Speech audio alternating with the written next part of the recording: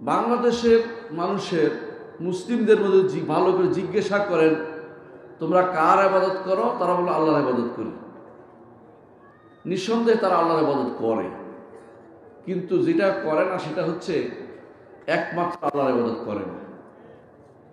বুঝছেন কিনা? পার্থক্যটা বুঝছেন কিনা? আল্লাহর ইবাদত অনেকেই করে, কিন্তু আল্লাহর ইবাদতের সাথে অন্য ইবাদতেরও মিশ্রণ ঘটায়। প্রিয় ভাইরা, মাহফিলে যারা উপস্থিত হয়েছেন, বিভিন্নমুখী আলোচনা শুনবেন, কোনো সন্দেহ নেই। আমি কোনো ভালো বক্তা নই, তবে কিছু জিনিস আলোচনা করবো, একটু শোনার দরকার রয়েছে ইনশাআল্লাহ।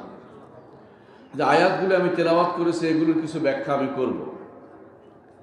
আল্লাহ তাআলা কোরআনে কারীমের সূরা বনী ইসরাঈলের আয়াতগুলোতে কি কি বলেছেন সেটা একটু আমরা বলি। আল্লাহর বাণী শুনতে আমরা সবাই এসেছি, রাসূলের বাণী শুনবো, দুইটা করার জন্য আমরা এখানে এসেছি। কিন্তু আল্লাহর বাণীতে আল্লাহ কি বলছেন সেটা বোঝা দরকার, ঠিক কিনা? রাসূলুল্লাহ সাল্লাল্লাহু আলাইহি ওয়াসাল্লাম কি বলেছেন সেটাও বোঝা দরকার। এই জন্য আমরা এই আয়াতগুলোতে আল্লাহ তাআলা কি বলেছেন এটা আমরা অন্তরে গেঁথে নেই, এবং সেটা আমাদের জন্য সারা জীবনের পাথেয় হবে ইনশাআল্লাহ। কোরআনে কারীমের শুরু থেকে শেষ পর্যন্ত যে দার্সটি সবচেয়ে বেশি বড়, সেটি হচ্ছে একমাত্র আল্লাহর ইবাদত করো, আর কারো ইবাদত করো না। একমাত্র আল্লাহর ইবাদত করো। ওয়া কাদা রাব্বুকা আল্লা তা'বুদু ইল্লা ইয়্যাহ। কাদা শব্দের বিভিন্ন অর্থ আছে, কিন্তু এই অর্থ এখানে হচ্ছে আমারা। আল্লাহ নির্দেশ দিচ্ছেন যে একমাত্র আল্লাহর ইবাদত করতে হবে। আল্লাহ তা'বুদু ইল্লা ইয়্যাহ, একমাত্র আল্লাহর ইবাদত করতে হবে। বাংলাদেশের মানুষের মুসলিমদের মধ্যে ভালো করে জিজ্ঞাসা করেন, তোমরা কার ইবাদত করো? তারা বলে আল্লাহর ইবাদত করি। নিঃসন্দেহে তারা আল্লাহর ইবাদত করে, কিন্তু যেটা করে না সেটা হচ্ছে একমাত্র আল্লাহর ইবাদত করে না। বুঝছেন কিনা? পার্থক্যটা বুঝছেন কিনা? আল্লাহর ইবাদত অনেকেই করে, কিন্তু আল্লাহর ইবাদতের সাথে অন্য ইবাদতেরও মিশ্রণ ঘটায়। আল্লাহর ইবাদত তারা করে। কোরআনে কারীম আল্লাহ তাআলা এই জন্য বলেছেন, ওয়ামা ইউমিনু আকসারুহুম বিল্লাহ ইল্লা হুম মুশরিকুন। তারা অনেকেই আল্লাহর উপর ঈমান রাখে, তবে ঈমানের সাথে শিরকের মিশ্রণ ঘটায়, শিরকের মিশ্রণ ঘটায়। এই যে আল্লাহর ইবাদত করতে হবে একমাত্র তার, ইল্লা ইয়্যাহ, তিনি ব্যতীত কারো ইবাদত করা যাবে না। ইল্লা ইয়্যাহু, এটা অন্য জায়গাতে আল্লাহ তাআলা বলছেন। কোরআনে কারীমে যেটা অন্য জায়গায় আছে লা ইলাহা ইল্লাহু, কোথাও আসছে লা ইলাহা ইল্লাল্লাহ আসছে।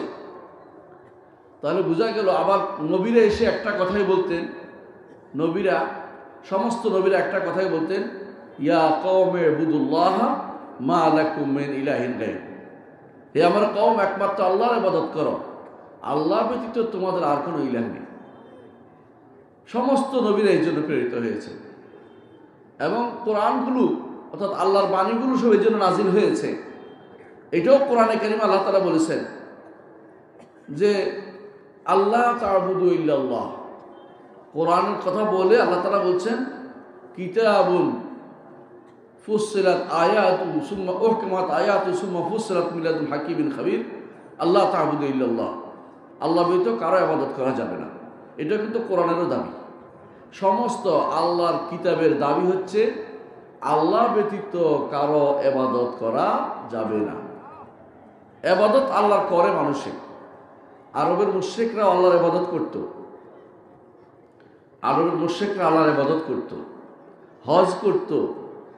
হজের জন্য তারা অনেক কিছু ব্যয় করত, সময় ব্যয় করত, হজের নেতৃত্ব দিত, হাজিদেরকে খাওয়াতো, এমনকি কাবার উপরে গিলাপ চড়াতো, এমনকি যারা কাবার আশেপাশে আসতো তাদের সেবায় হওয়ার জন্য তারা ব্যস্ত থাকতো, পানি পান করাতো।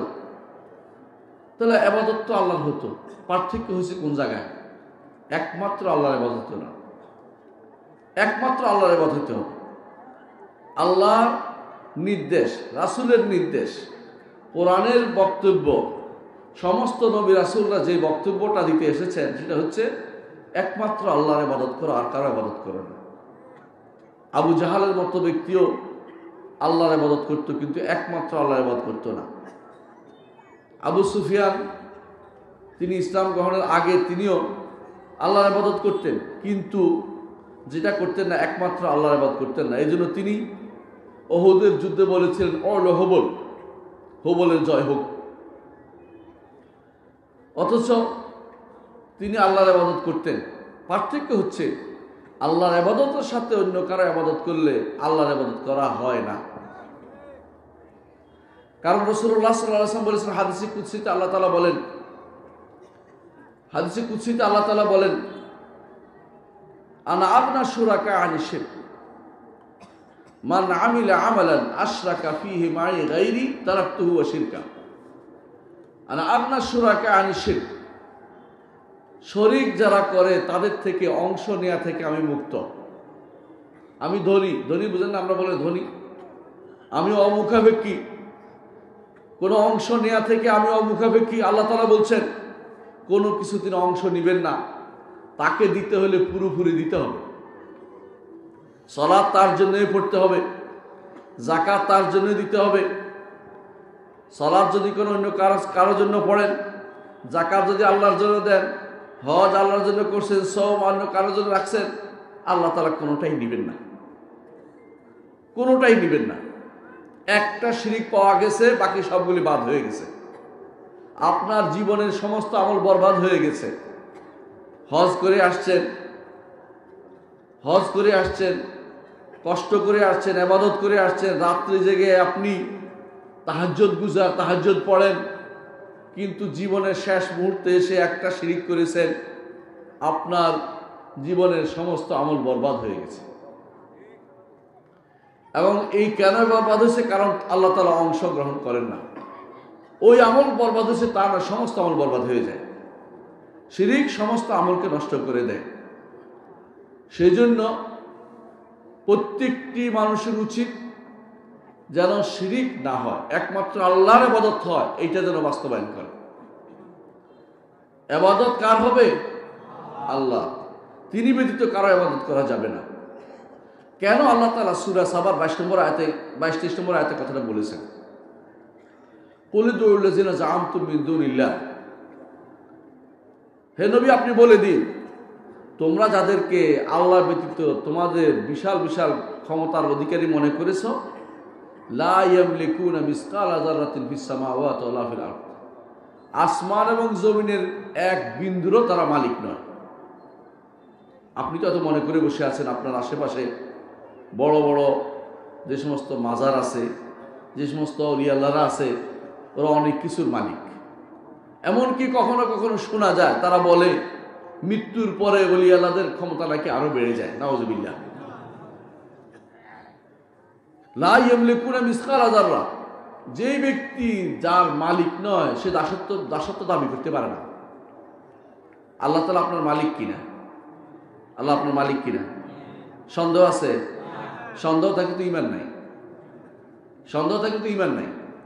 আল্লাহ অবশ্যই আপনার মালিক। এজন্য আপনি বলেন কি, মালিকিন নাস, মানুষের মালিক কে? আল্লাহ।